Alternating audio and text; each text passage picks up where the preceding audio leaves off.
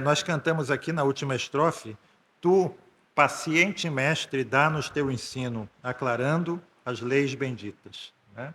Nós vamos ter algumas 4 palestras, né, nesses 4 dias de nosso, entre aspas, retiro, e eu acho que esse é um bom pedido que nós podemos fazer a Deus. Eu sempre lembro a mim e aos irmãos que os nossos sentidos são embotados pelo pecado, como dizia Calvino, né? Que nós, às vezes, temos a verdade clara diante dos nossos olhos, mas não conseguimos compreender. E, frequentemente, a gente, às vezes, consegue entender o sentido do que nós estamos lendo, mas nós não conseguimos aplicar aquilo à nossa própria vida. Né? A doutrina é clara, assim é o nosso entendimento, mas não muda o nosso comportamento, o nosso andar, como nós estamos aprendendo. Né? Não faz com que os nossos sentimentos não nos levem para baixo, mas para cima. Né?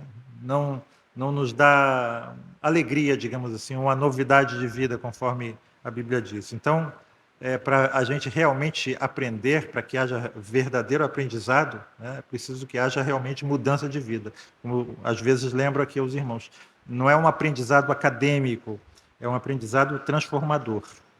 Né? É esse que nós precisamos pedir. Então, quando nós pedimos a Deus que aclare as leis benditas, ao paciente mestre, ele é um mestre muito paciente, porque nós somos alunos muito tardios em entender, como disse Jesus, né? Necios e tardos de coração. Então, precisamos que Deus tenha paciência para que ele aclare as leis benditas em nossos corações, não é? Então, eu vou pedir ao Breno que faça essa oração, pedindo que Deus nos abençoe, não somente nesse período aqui, mas nos dias que virão a seguir também, e que ele aclare as suas leis benditas no nosso coração. Vamos orar, irmãos.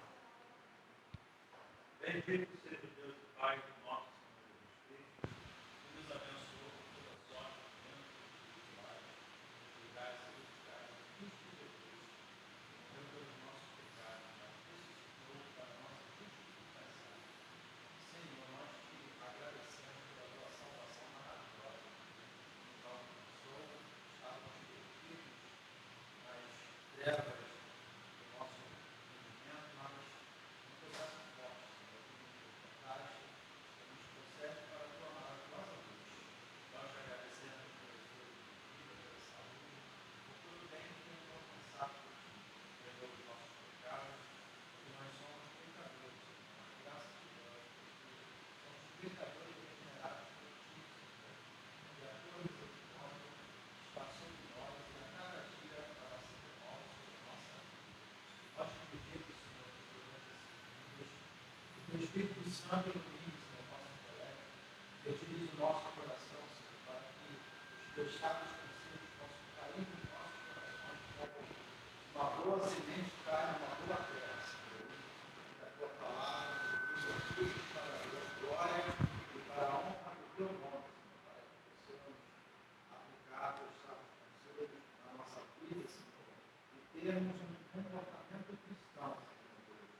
Pai celeste, nós pedimos que abençoe o teu servo, Senhor, que vai iniciar essas palestras, nesses estudos, Senhor, para que, Senhor Deus, nos dê cada dia mais forças para o teu filho, conhecimento, sabedoria, Senhor, que ele cresça, Senhor, cada vez mais na graça e no conhecimento da tua palavra, Senhor, e que juntos, Senhor, também possamos crescer junto com ele, Senhor, e que possamos glorificar o teu nome com a tua igreja, Senhor Deus. Nós te pedimos todas estas bênçãos, nós te agradecemos também, Senhor. Em nome do Senhor Jesus, que é bendito eternamente. Amém. Amém. Amém. Muito bem.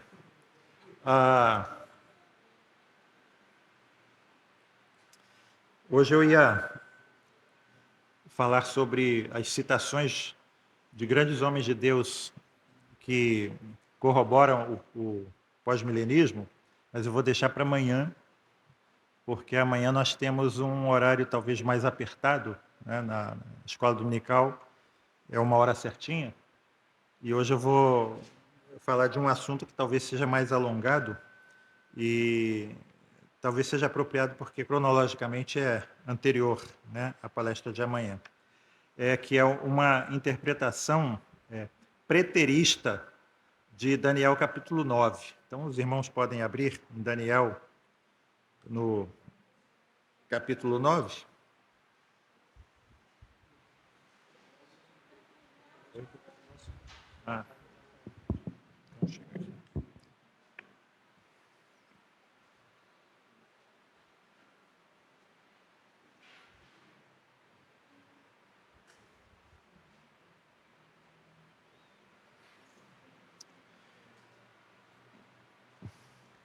E vamos ler aí o verso 2.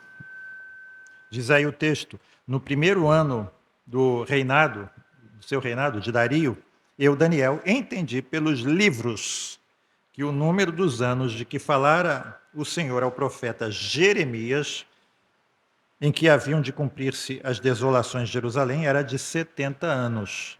Então, qual o contexto aqui? Daniel, ele sabia que ia chegar o dia que Deus haveria de libertar o povo judeu do cativeiro, né? E faria que o povo retornasse para Israel e reconstruísse Jerusalém, né? Ele sabia disso por meio dos profetas que vieram antes dele, né? O verso 2. E a partir do verso 3 até o verso 19, nós lemos uma oração linda de Daniel confessando os pecados do povo, pedindo misericórdia a Deus, se identificando com o povo nos seus pecados. E nos versos 24 até o último versículo, que é o 27, nós lemos a respeito de Gabriel, o anjo Gabriel, que foi enviado, né, por Deus até Daniel, e relata a Daniel algo do que aconteceria no futuro, né? E reparem aí que a declaração de Daniel, de Gabriel, ela começa aí no verso 24 da seguinte maneira: 70 semanas estão determinadas sobre o teu povo e sobre a tua santa cidade, para fazer cessar a transgressão, para dar fim aos pecados, para expiar a iniquidade, para trazer a justiça eterna, para selar a visão e a profecia, e para ungir o santo dos santos. Então, reparem aqui, que lógico que a gente vai entender aqui essa tarefa, essa obra múltipla, são 7 coisas aqui, né, que o Messias iria realizar, né? Cessar a transgressão, dar fim aos pecados, expiar a iniquidade, trazer a justiça eterna, selar a visão e a profecia e ungir o santo dos santos. Então, são 6 ou 7 tarefas se a gente separar a visão de profecia, né? E lógico que os irmãos sabem que essas 6 referências aí, elas podem ser reduzidas, porque cessar a transgressão, dar fim aos pecados, expiar a iniquidade, trazer justiça eterna, é uma coisa só, mas como é importante, ele como no pensamento judaico, né, ele dizia essa coisa importante de muitas maneiras diferentes. Então está aqui, né, essa profecia de Daniel, dada por Gabriel, pelo anjo, das 70 semanas, são as famosas 70 semanas. Não sei quem já tentou estudar escatologia, os pré-milenistas, eles fazem cálculos mirabolantes, têm gráficos, né? E tem que entender matemática avançada para entender aqui o que os pré-milenistas dizem, né? Mas aqui nesse ponto, tanto aqueles que têm uma interpretação, digamos assim, futurista, quanto os preteristas, que somos nós, né? Eles concordam, nós concordamos sobre o significado desse versículo. Deus havia decretado que Jerusalém iria experimentar 70 semanas em que Deus se mostraria favorável ao povo judeu, ou seja, 70 semanas do favor de Deus ao povo judeu. E nesse período, Deus haveria de cumprir as promessas que ele havia feito a Israel. Então, tanto os preteristas quanto os, digamos, os futuristas, né, eles sustentam que essas 70 semanas são iguais a 490 anos. Por que isso? porque a linguagem bíblica nos leva a entender que esse número aqui de Daniel representa anos. A gente vê, por exemplo, algumas referências. Eu vou citar aqui para os irmãos. Gênesis 29, 27. É Labão falando com Jacó. Cumpre a semana desta, a semana de Lia. Né? E então te daremos também a outra. Desculpe, a semana de Raquel e depois a semana de Lia. O que é? Cumpre a semana desta. Ele havia estabelecido um acordo com Labão que ele trabalharia quantos anos para receber Raquel? 7 anos. Então, esses 7 anos, na linguagem aqui oriental, né, cumpre a semana desta. Certo? Então, te daremos a outra pelo serviço que ainda outros 7 anos comigo servirás. Ok? Levítico 25, 8. Também contarás 7 semanas de anos. 7 vezes 7 anos. Então, 7 vezes 7 anos. Ok? De maneira que os dias das semanas de anos te serão 49 anos. Números 14 e 34. Segundo o número dos dias em que espiastes esta terra, 40 dias, cada dia representando um ano, levarei sobre vós as vossas iniquidades, e 40 anos conhecereis o meu afastamento. E, finalmente, aqui, entre outros, né, Ezequiel 4, 5. Porque eu já te tenho fixado os anos da sua iniquidade, conforme o número dos dias, 390 dias, e levarás a iniquidade da casa de Israel. E quando tiveres cumprido estes dias, tornar-te-ás a deitar sobre o teu lado direito, e levarás a iniquidade da casa de Judá 40 dias. Um dia te dei para cada ano. Ok? Então, se cada semana representa 7 anos, então 70 vezes 7, 490. Né? 490. Então, a gente chega a essa conclusão futurista, preterista, tanto faz, que foram prometidos 490 anos do favor de Deus ao povo judeu. E à medida em que nós vamos lendo o capítulo, nós lemos que Gabriel dividiu esses 490 anos em 3.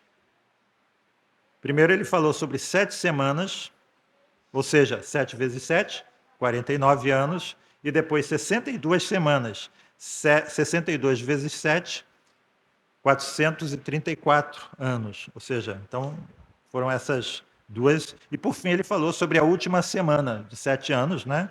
E juntos esses 3 períodos, 49 mais 62, 49 anos mais 434 anos mais 7 anos, 490 anos, ok? Não tem problema aqui. Certo? Então, nós vamos ver aí as primeiras 69 semanas no verso 25. Daniel 9, 25. Quem lê, por favor?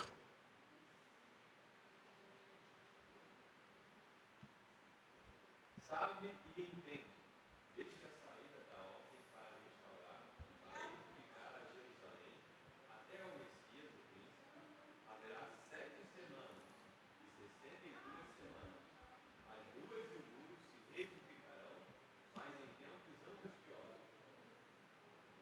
Reparem, irmãos, que Gabriel, ele diz que desde do decreto para reconstruir Jerusalém até o Messias, haveria 7 semanas e 62 semanas. Ou seja, eu não entendi, eu não sei, certo? Não vi nenhum comentário por que o anjo ele divide esse período entre 7 e 62, mas no total são 69 semanas.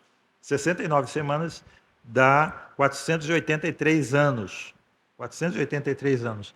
E aqui eu quero mostrar como a profecia é extremamente precisa, ok? Para a vinda do Messias. Porque no ano 457 a.C., Esdras ele recebeu a autorização do rei Artaxerxes I para liderar um grupo de judeus no retorno a Israel. A gente vê isso em Esdras capítulo 7.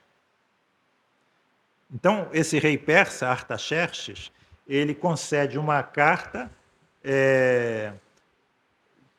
a Esdras, né, autorizando tanto a retornar para Israel, como reestruturar essa comunidade dos retornados, né, dando a ele liberdade para fazer essa estruturação de acordo com a lei mosaica. Então, essa autorização de Artaxerxes a Esdras incluía o poder de nomear juízes e outras autoridades, né, de aplicar a lei e até mesmo de impor a pena de morte. E a gente sabe que Neemias, o copeiro do rei Artaxerxes, também recebeu a permissão do rei, posteriormente, né, para retornar a Jerusalém e liderar a reconstrução dos muros, né, da cidade. E também Artaxerxes, nessa ocasião, forneceu tanto a autoridade, concedeu autoridade a Neemias, né, como recursos materiais e até mesmo uma escolta militar para ele retornar. Eu estou dando esses detalhes para vocês verem como os persas, né, o rei persa aqui, ele demonstra aí um significativo apoio ao povo judeu naquela época, né? E os persas modernos são quem? Quem são os persas modernos?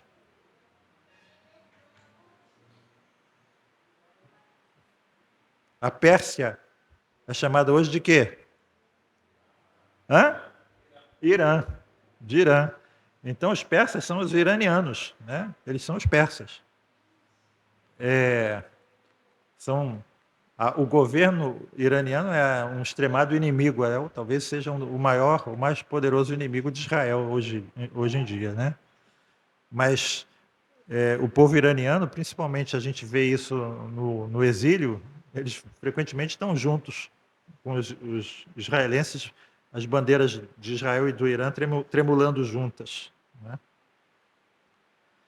Então, reparem, irmãos, 457, nós sabemos que é o ano dessa autorização do rei Artaxerxes para Esdras voltar a Jerusalém. Então, se você somar 483 anos a 457 antes de Cristo, na realidade é menos 487, desculpe, menos 457 mais 483. Estão entendendo, irmãos, a matemática? Porque antes de Cristo é menos, né? A gente tem um menos aí. Então, quando você vai adiantando, na realidade você vai diminuindo o número até chegar a zero e depois começar a contar do 1 em diante. Certo? Então, se você somar menos 457 com mais 483, que são as 69 semanas, você vai chegar ao ano de 26 depois de Cristo. Certo? 26 depois de Cristo. Todo mundo está entendendo?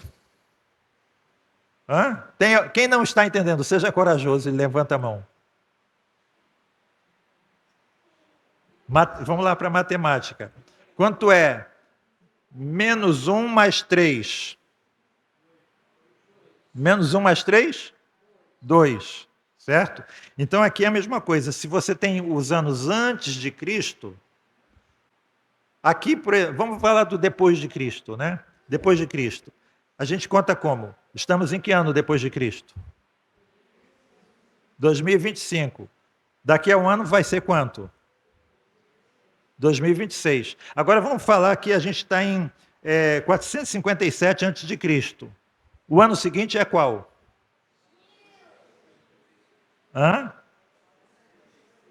456. A gente está diminuindo e não somando, certo? Então, antes de Cristo, à medida que a gente avança, a gente vai diminuindo os números até chegar a zero, para começar a contagem depois de Cristo.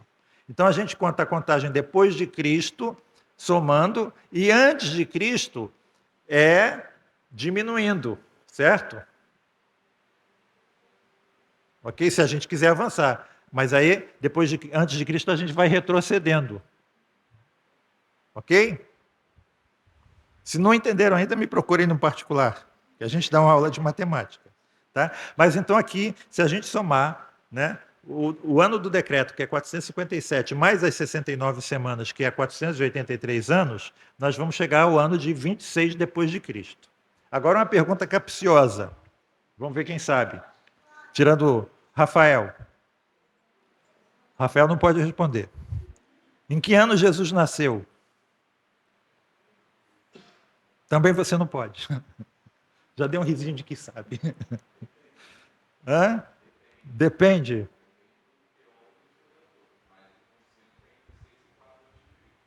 Isso. O consenso é entre 6 e 4 antes de Cristo. Jesus nasceu entre 6 e 4 antes dele ter nascido. Por que isso? Por que isso?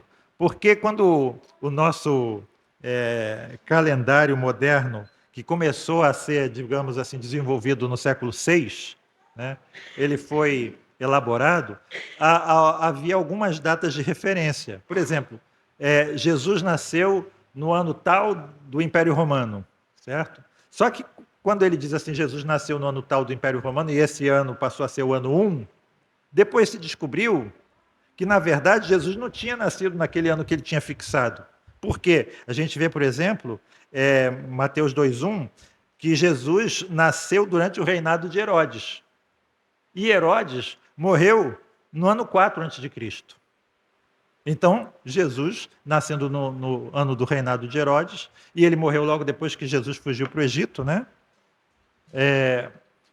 A gente pode fixar aqui com mais segurança 4 a.C. Certo? Jesus nasceu no ano 4 AC. Então, se Jesus nasceu no ano 4 AC, no ano 26 depois de Cristo, que é o final das 69 semanas, quantos anos Jesus tinha? Hã? 30 anos. 30 anos. Menos 4 mais 26, certo? Dá 30. Ok? Nesse sentido. Vocês pegam os 26 depois de Cristo, mais os 4 antes de Cristo, 30 anos. Com que idade Jesus iniciou o ministério dele?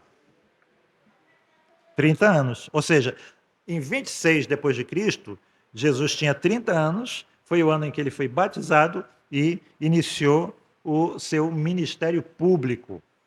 A aparição aqui do Messias publicamente. Então, reparem, irmãos, mais uma vez, como nós estamos tratando aqui de uma revelação extremamente precisa. É interessante que os teólogos liberais, eles colocam o livro de Daniel, nós colocamos no ano 5 séculos antes de Cristo, né? Mas os teólogos liberais colocam ele no século II antes de Cristo. Por quê? Porque, por exemplo, existe a profecia dos reinos, da estátua, né, do sonho da estátua de Nabucodonosor, a cabeça de ouro, o peito de bronze, de prata, o ventre de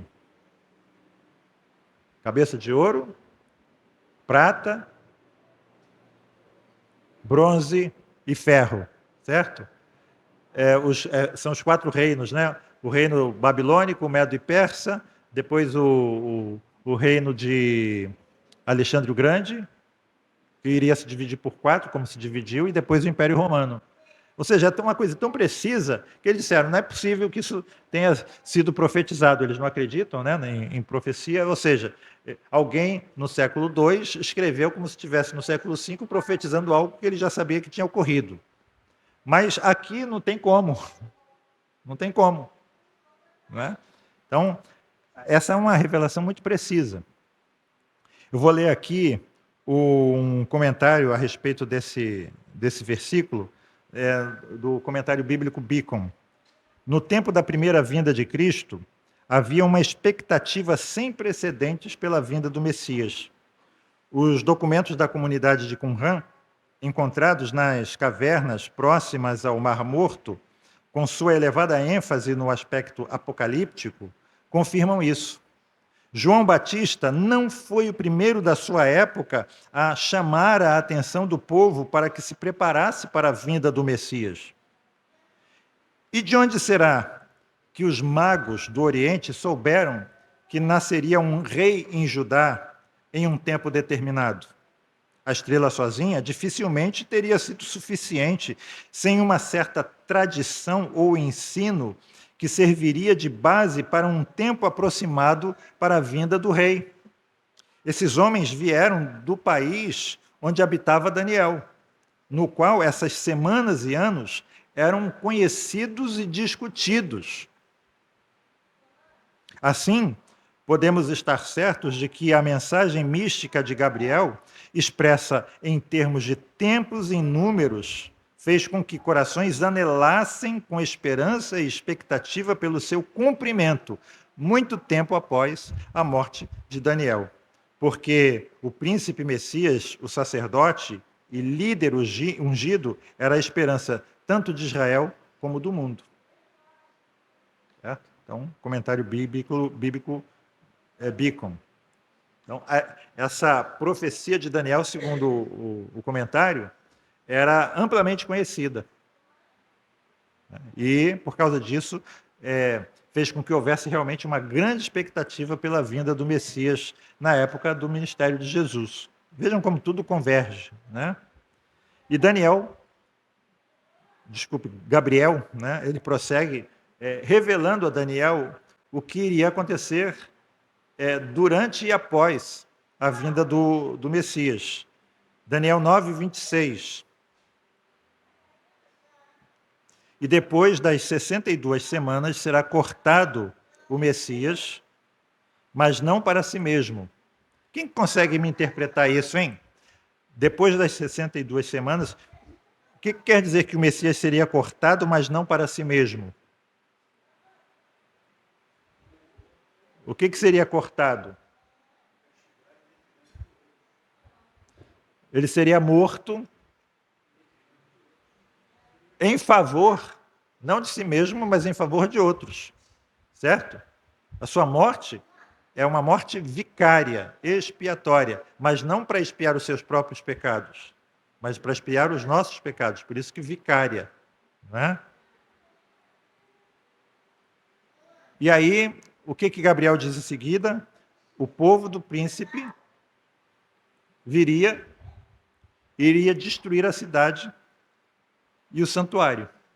Aqui, irmãos, eu quero só en passant mostrar aqui como essa terminologia aqui desse versículo é muito semelhante aos termos de Mateus 24 e de Lucas 21. Mateus 24 fala de desolações e fala do dilúvio, e compara aqueles tempos angustiosos da grande tribulação com o dilúvio de Noé. Né? Então, a gente vê essas terminologias aqui semelhantes. E quando que isso aconteceu, irmãos? A destruição da cidade de Jerusalém e do templo de Jerusalém. Ano 70 depois de Cristo. Certo? Então, reparem, tanto os que esperam que algumas coisas aqui, ou digamos assim, os que têm essa interpretação futurista, quanto os que têm a interpretação preterista, ou preterista parcial, né, mais especificamente, eles concordam sobre essa interpretação das primeiras 69 semanas, ou seja, esses 483 anos, desde o decreto de Artaxerxes até a vinda do Messias. Agora, a semana restante, a 70ª semana, né, esses 7 anos restantes, aí é um elemento de discórdia entre os futuristas e os preteristas. Né? Não concordam absolutamente. Na realidade, eles têm uma interpretação radicalmente diferente uma da outra. Né? Os irmãos sabem que os comentaristas futuristas ensinam que Deus ainda não concedeu aos judeus esses últimos 7 anos de, digamos assim, de seu favor. Eles consideram que essa 70ª semana de Daniel ainda não aconteceu. Os preteristas parciais, nós, né, ensinamos que essa 70ª semana já aconteceu. E nós não estamos esperando nenhum cumprimento futuro dela. Tudo que tinha que acontecer já aconteceu. Né?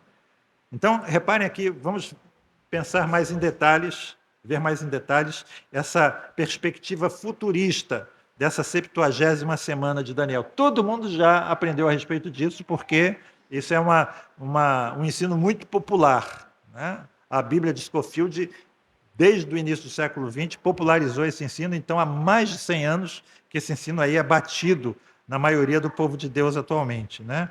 Então, os futuristas dizem que antes do fim do mundo, né, Deus vai permitir que os judeus voltem para a Terra Prometida, né, e eles acreditam que isso foi já o fim do mundo já começou em 1948, quando os judeus voltaram, né, e vai elevar Israel a uma posição de grande proeminência entre as nações. Israel vai ser um líder, né, mundial. E eles creem também. Uhum.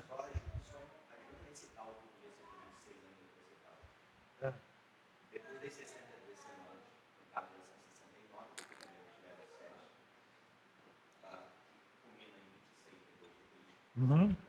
Depois dessas 62 semanas, você disse que a parte B do versículo está narrando a destruição de Jerusalém no ano 70. Isso. Mas na semana 69, se é no ano 26, né? Depois do ano 26. Só que vai até o ano 70. Cada semana são 7 anos. Eu vou falar sobre isso quando a gente falar sobre o preterismo. Tá? Então, reparem, se alguém quiser me interromper, pode interromper, tá? Então, os futuristas falam que, né, Israel vai ser estabelecido, que vai ser grande entre as nações, vai ter uma grande proeminência no mundo, e também eles afirmam que os judeus vão reconstruir o templo. Ou seja, o templo foi construído por Salomão, foi destruído pelos babilônios, foi reconstruído no tempo de Esdras e Neemias, certo? Foi destruído pelos romanos, foi aumentado por Herodes, mas foi destruído pelos romanos, e eles acreditam então que os judeus vão ainda no futuro reconstruir o terceiro templo. Vocês sabem que no lugar do terceiro templo hoje existe o quê? A chamada, não é uma mesquita, mas é chamada de mesquita, né? Lá onde tem uma pedra da onde pensam que Maomé subiu aos céus, né? Mas eu acho que é ali. Hã? Mesquita de Omar. É um lugar sagrado lá dos muçulmanos, né? Cúpula de ouro, né? Folheada a ouro, e é ali que é o lugar do templo. Eles construíram no lugar do templo. Então, aquilo vai ser destruído. Eles acreditam que um terremoto vai destruir aquela chamada mesquita, né? E os judeus vão construir o templo e eles vão restaurar o antigo sistema sacrificial deles. Inclusive, quem vê aí a Aline, como é que é o nome mesmo? Israel com a Aline, ela já falou sobre isso, né? Tem uma organização não governamental que já fez as vestes litúrgicas dos sacerdotes, do sumo sacerdote, treina lá o pessoal para fazer os sacrifícios, né? Então, todo mundo já sendo treinado para isso. Então, né? As pessoas estão aí falando, né? Inclusive amilenistas, que Jesus está às portas, né? Que o fim do mundo está prestes a acontecer com todas aquelas catástrofes previstas no livro de Apocalipse. Certo? E aí, reparem que eles interpretam aí o último versículo de Daniel, e aí é que a coisa, né, fica bem diferente, o verso 27, ele firmará aliança com muitos por uma semana. Ele firmará aliança com muitos por uma semana. E na metade da semana fará cessar o sacrifício e a oblação. Quem é esse ele que vai firmar aliança com muitos por uma semana, que seria essa última semana, certo? A 70ª semana. Quem é esse ele, segundo os intérpretes futuristas? que iria firmar uma aliança com muitos por uma semana, mas na metade da semana ele faria cessar o sacrifício e a oblação. O anticristo. Eles acreditam que é o anticristo. Reparem, quando ele fala aqui de cessar o sacrifício e a oblação, eles não estão pensando no templo de Jerusalém, que já foi destruído em 70 DC. Eles já passam a pensar no templo futuro que ainda vai ser construído e com os sacrifícios restaurados. Então, o anticristo vai aparecer como um homem bom, não é? Como um homem que vai fazer uma aliança mundial, vai ter paz mundial, etc. Mas no meio dessa 70ª semana, 3 anos e meio, né, ele ia acabar com tudo. Ele ia acabar com a oblação, ia acabar com o sacrifício, né, e ia se revelar como um ser diabólico, certo? Então, ele aí, segundo os futuristas, se refere ao anticristo, certo? Então, reparem que é aqui que eles estão colocando a 70ª semana de Daniel, e nós também, mas com uma interpretação diferente, né? E aí, quando isso acontecer, vai começar a grande tribulação. Na realidade, já começou com ele lá no início, né? Mas aí é que ela vai se manifestar mesmo. Deus vai derramar todas aquelas maldições do livro do Apocalipse sobre o mundo inteiro, né? Os homens vão morrer de calor. Está perto disso, né? As águas vão se tingir de sangue, etc, etc, etc. As árvores vão sumir, 1/3 das árvores, 1/3 das águas, 1/3 dos homens, tudo 1/3, né?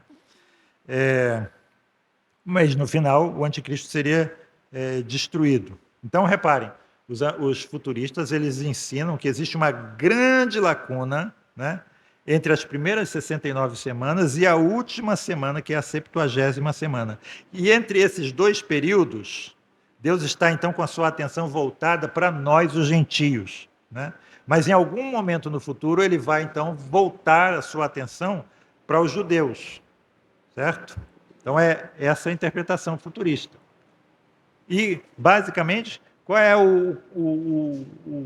digamos assim, o tom dessa interpretação? Mais uma vez, é um tom pessimista, porque eles acreditam que as pessoas vão pensar que está tudo bem com um homem que vai prometer paz, mas esse homem é um ser maligno, que vai causar uma grande destruição, vai perseguir a igreja vai apostatar, vai haver uma grande apostasia, não vai haver fé na terra quando Jesus voltar para interferir, para acabar com toda essa situação, certo?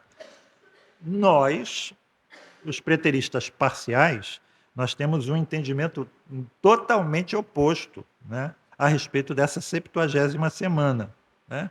Nós não inserimos milhares de anos entre as primeiras 69 semanas e a 70ª semana. Nós não acrescentamos aqui nenhuma lacuna entre essas semanas, né? E a gente vê também que Daniel 9 não nos dá lugar, né, para que a gente entenda que há lacunas, né? E esse também tem sido o entendimento da igreja na história. A grande maioria dos estudiosos do passado não via também nenhuma lacuna entre essas 69 semanas e a 70ª semana.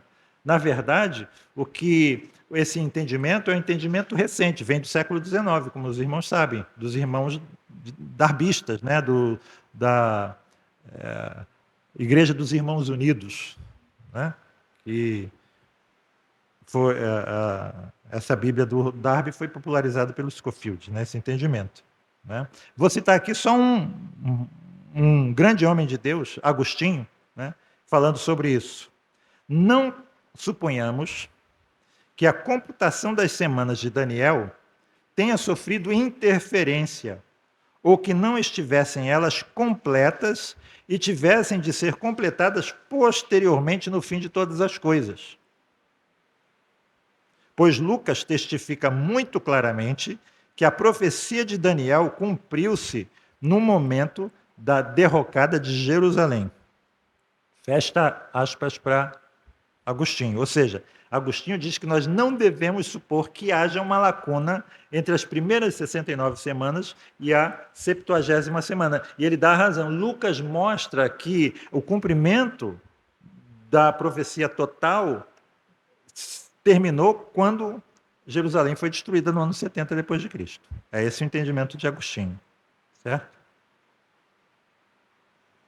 Então vamos lá. Como nós entendemos?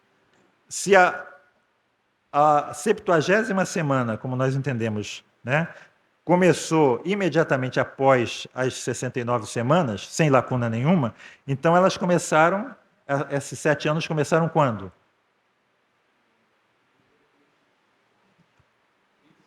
No ano 26 depois de Cristo, quando Jesus começou o seu ministério, aí é o início da 70ª semana, né?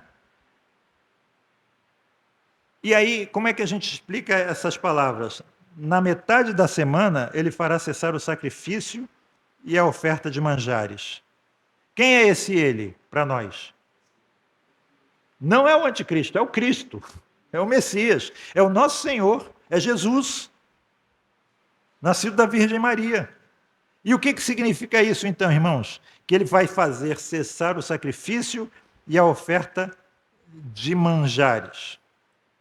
O que é cessar o sacrifício e a oferta de manjares? Hã? Não entendi. Não. Quando ele se ofereceu a si mesmo na cruz, ele tornou ineficaz todo o sistema sacrificial, né, antigo. Então, reparem, no fim dos seus 3 anos e meio de ministério, Jesus morreu na cruz. O seu ministério teve, então, 3 anos e meio.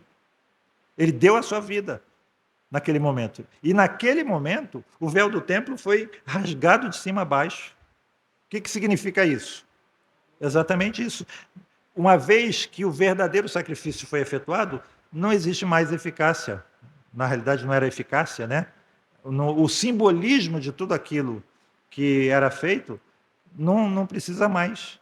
Não há mais necessidade daquele sistema sacrificial. Ele pôs fim exatamente com seu sacrifício ao sacrifício de animais e às ofertas de manjares. A gente vê isso muito claramente, irmãos, em 2 capítulos de Hebreus, Hebreus 8 e 9, né?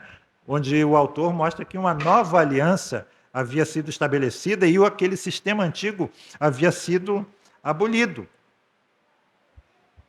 Então, mais uma vez, irmãos, nós precisamos entender aqui, eu quero dar essa ênfase, o quanto o nosso entendimento é diferente do ensino futurista. Na realidade, é o oposto do ensino futurista, né? Onde eles veem o anticristo, nós vemos o Cristo.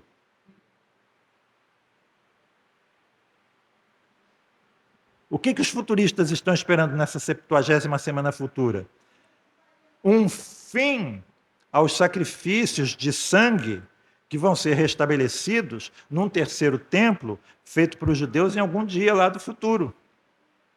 E nós acreditamos que Jesus já pôs fim a esses sacrifícios há mais de 2000 anos. E, na realidade, nós cremos que seria um contrassenso, na realidade, algo blasfemo, Deus permitir, né, crer que Deus vai permitir que esse sistema volte a funcionar.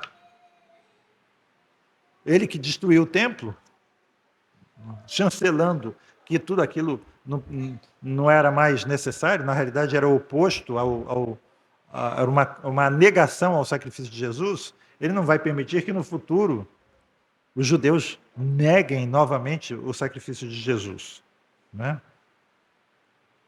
Muito bem. Então reparem que nós temos aí a metade da última semana, 3 anos e meio, Jesus com seu sacrifício colocando fim a todo aquele sistema sacrificial. E os outros 3 anos e meio? E a outra metade, a metade final da última semana? Aqui, irmãos, há um motivo de controvérsia. Eu vou ser aqui bem franco, né?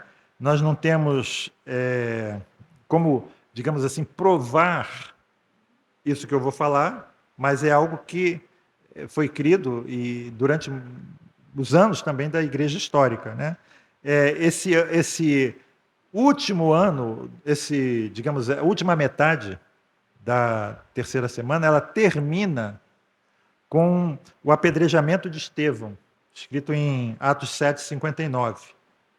E eu vou mostrar aqui algumas coisas, né? A gente vê Estevão pregando, né, uma mensagem muito extensa a respeito de quem Jesus era. É um dos grandes capítulos da Bíblia, né? Muitos versículos. E nós vemos os líderes judeus rejeitando veementemente, violentamente, a pregação de Estevão ao ponto de o martirizarem, né? A gente vê isso em Atos 7.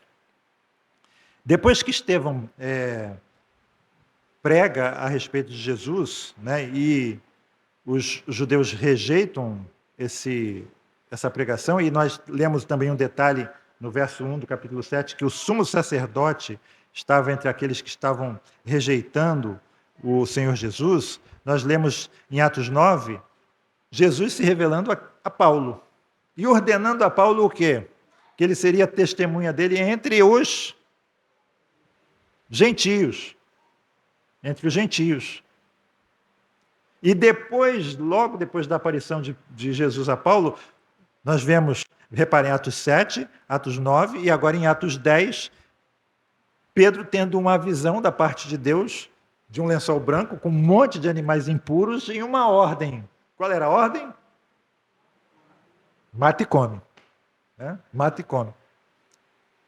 Vocês conhecem aquela história, né? Já contei aqui, mas alguns talvez não conheçam, do crente novo, recém-convertido, que convidou um crente mais antigo para almoçar na casa dele, né? Falando sobre hospitalidade, né?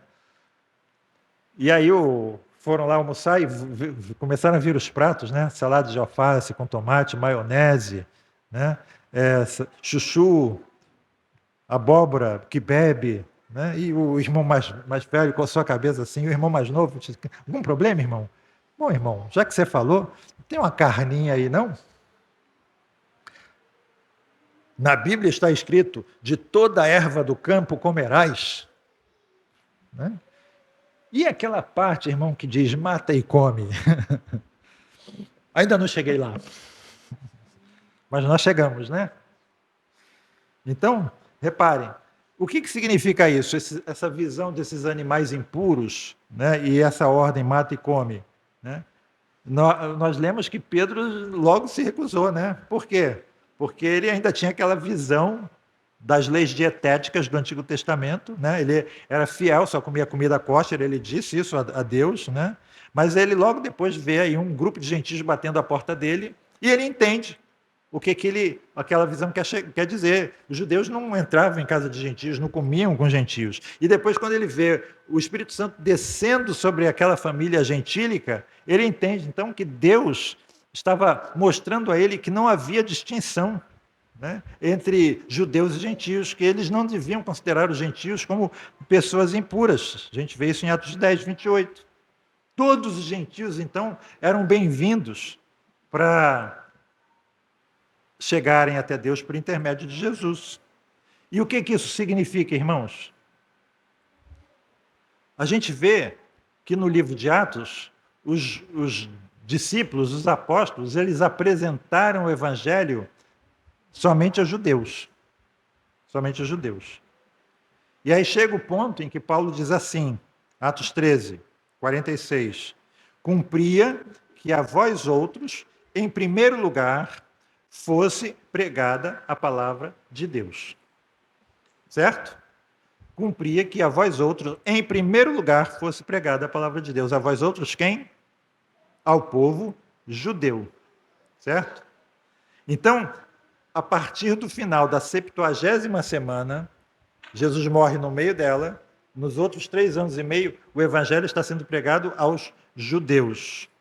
Quando Estevão morre, o fim dessa 70ª semana, e aí a direção se volta dos judeus para os gentios, certo? Os judeus ainda tiveram, digamos assim, 3 anos e meio do favor de Deus direcionado a eles depois da morte de Jesus, certo? As boas novas foram pregadas a ele ainda depois da morte de Jesus. Então, a interpretação pré-milenista é a seguinte, que os judeus receberam o maior de todos os favores que já foram oferecidos aos homens, né? No sentido de que eles foram os primeiros a terem acesso ao Messias, a todas essas informações e depois a ele mesmo em pessoa, né? E eles também foram os primeiros a ouvir a pregação das boas novas, depois que Jesus foi morto e ressuscitou e foi assunto aos céus. As boas novas foram pregadas primeiro a eles. A gente sabe que eles foram os escolhidos para ser o povo de Deus, né? E Jesus veio ao mundo como um judeu. E eles foram, então, o povo dos mais privilegiados de todos os povos. Porque Deus ofereceu a salvação a eles em primeiro lugar.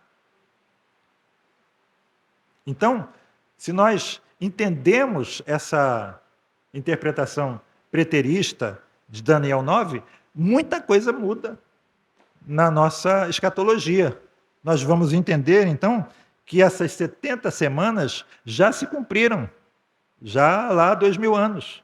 Nós não precisamos esperar que haja um cumprimento futuro da forma como os futuristas entendem, e aí a interpretação futurista dá vazão à escatologia pré-milenista, né? E também a milenista, que acredita que haverá um anticristo ainda, que vai fazer isso que Daniel está prevendo aqui no futuro, certo?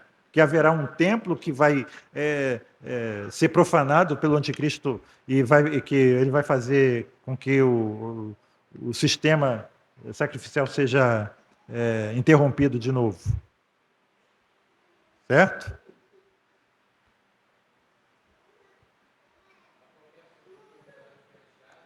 Oi, desculpe.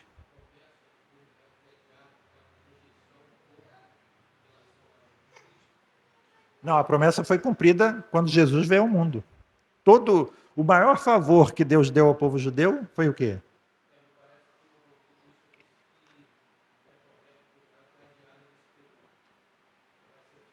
Então, é isso que eu falei, né? Que há um interregno aí de milhares de anos entre as primeiras 69 semanas e a última semana, segundo a interpretação, digamos, vamos falar aqui dos pré-milenistas, né? Então, há um intervalo. Deus está, então, agora olhando para os gentios e, no final, ele vai voltar os seus olhos de novo para os judeus e aí a 70ª semana vai começar. Mas de que forma? Restabelecimento de Israel como nação e a proeminência de Israel, a preeminência de Israel entre as nações, a reconstrução do terceiro templo, a restauração do sistema sacrificial.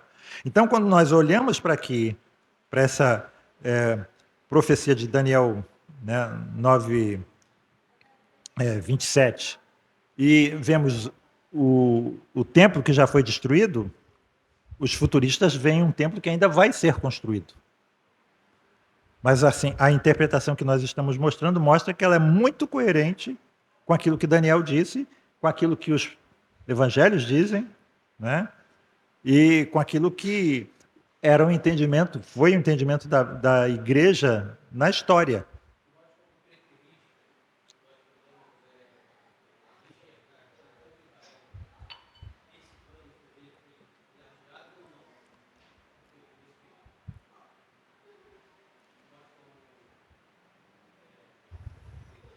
Então, dou a resposta da congregação.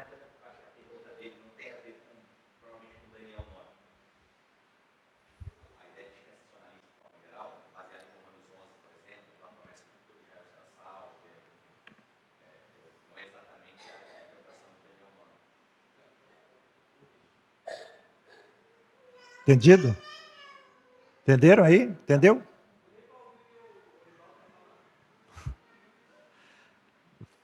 Fala de novo mais alto.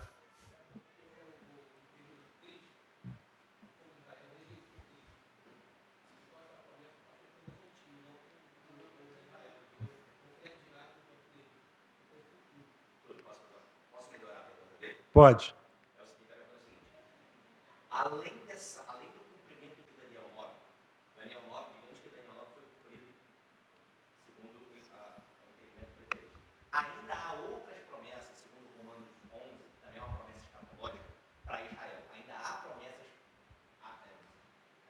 virão em Israel promessas sociais, não só promessas espirituais, promessas sociais, promessas feitas a Israel, mas que eu estou te falando, não tem a ver com Daniel 9. Entendeu? São promessas feitas em outro lugar, e hoje ele está interpretando Daniel 9. Entendeu? Lógico que há promessas ainda que vão ser cumpridas. Qual é a maior de todas? Que Israel foi cortado da oliveira para que nós, que somos os zambujeiros, né? Sabe o que é zambujeiro? Já falei aqui o que é um zambujeiro.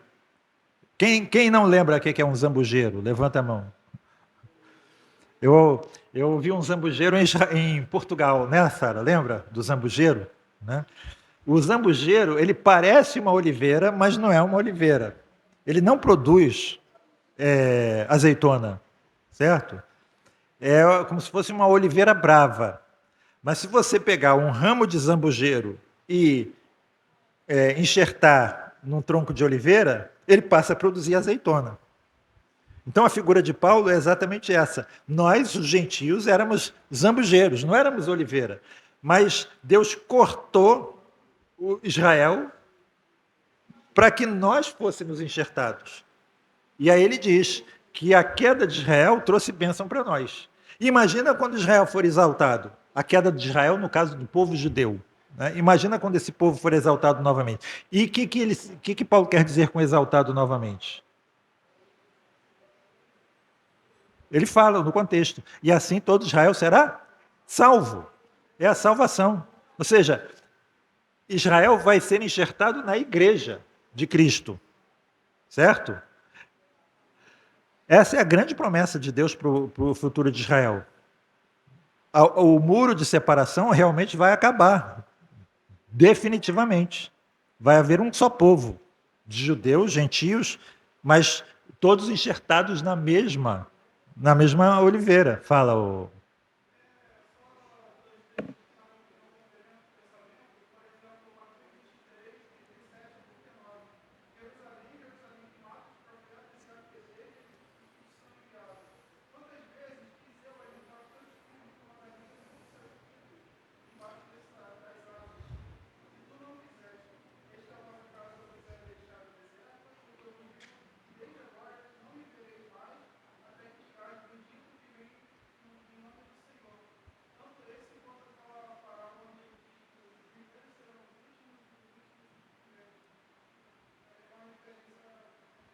Sim.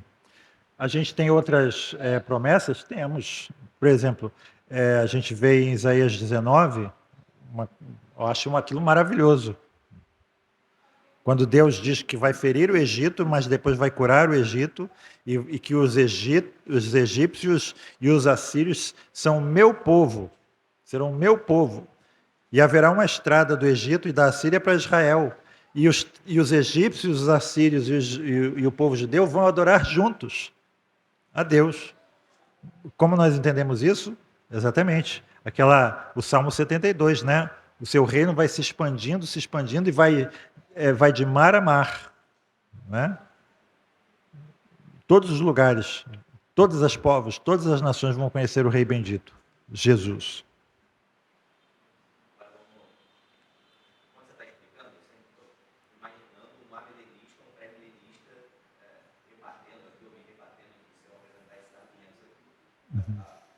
Eles dizem no versículo 7 que esse ele é o anticristo, porque no versículo 26 diz que o povo do príncipe, eles falam que é esse príncipe, né? Vai destruir as coisas lá. A parte B, tanto do versículo 26 e do vai falar. Eu vou falar agora, nesse instante. Né? Então, reparem aqui, irmãos, né? A gente vê aqui, então, as mais elevadas, as mais sublimes, as mais maravilhosas profecias que já foram dadas ao povo judeu são aquelas relacionadas ao Messias. Né? Eles sabiam, pincelada por pincelada, através do Antigo Testamento, eles tinham o retrato do Messias. Claro, aqui em Daniel. Ou seja, reparem, os judeus ainda estão esperando o Messias futuro. Mas o próprio Daniel ali mostra claramente quando que o Messias viria. Então eles tiveram essa oportunidade de recebê-lo. Mas quando Jesus veio, como nós sabemos, eles não somente não reconheceram a Jesus, mas eles o rejeitaram nos termos mais veementes e violentos possíveis. Eles mataram o Messias, né? O Messias que Deus havia prometido enviar a eles.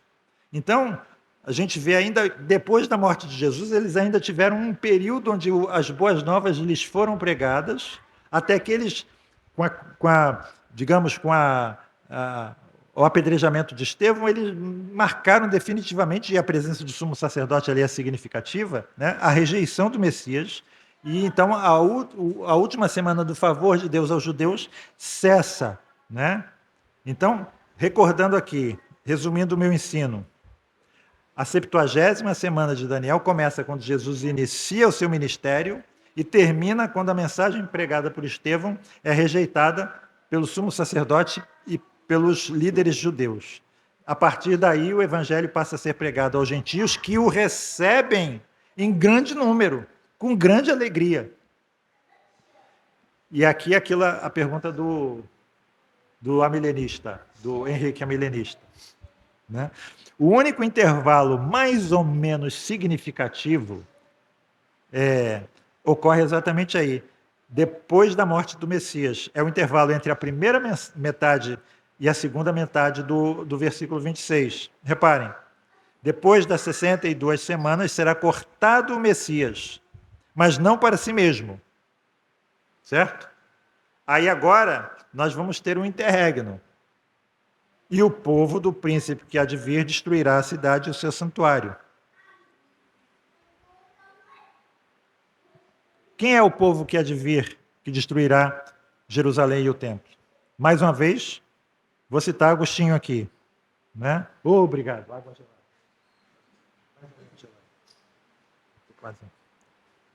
Vou citar mais uma vez Agostinho. Não suponhamos que a computação das semanas de Daniel tenha sofrido interferência ou que não estivessem elas completas e tivessem que ser completadas posteriormente no fim de todas as coisas. Reparem, lá no futuro remoto, pois Lucas testifica muito claramente que a profecia de Daniel cumpriu-se no momento da derrocada de Jerusalém. Ou seja, a profecia de Daniel, segundo Agostinho, ela se cumpre no momento da derrocada de Jerusalém. Ou seja, a única lacuna mais ou menos significativa dura aí mais ou menos 40 anos entre o fim entre a morte de Jesus e a destruição de Jerusalém, ou 36 anos e meio, né, que seria a última mensagem de Estevão, a mensagem de Estevão aos judeus, quando ele é apedrejado, e depois dessa mensagem, mais 36 anos e meio, e Jerusalém é destruída. Aí, então, a interpretação de Agostinho é que a profecia de Daniel se cumpre totalmente, certo? Quando? Quando esse príncipe que há de vir iria destruir a cidade e o seu santuário. É interessante que ele fala de um príncipe.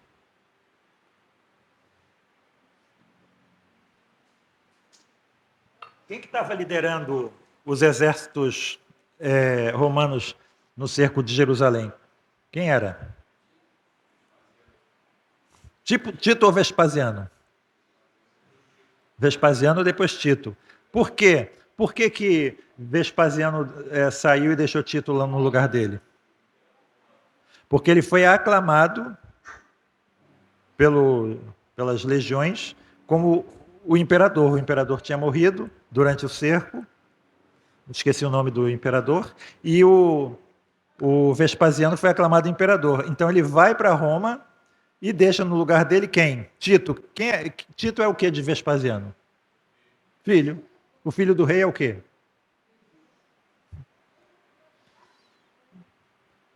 É interessante, eu estava lendo a respeito de Tito, não sei se vocês conhecem essa curiosidade. O Tito morreu com 41 anos.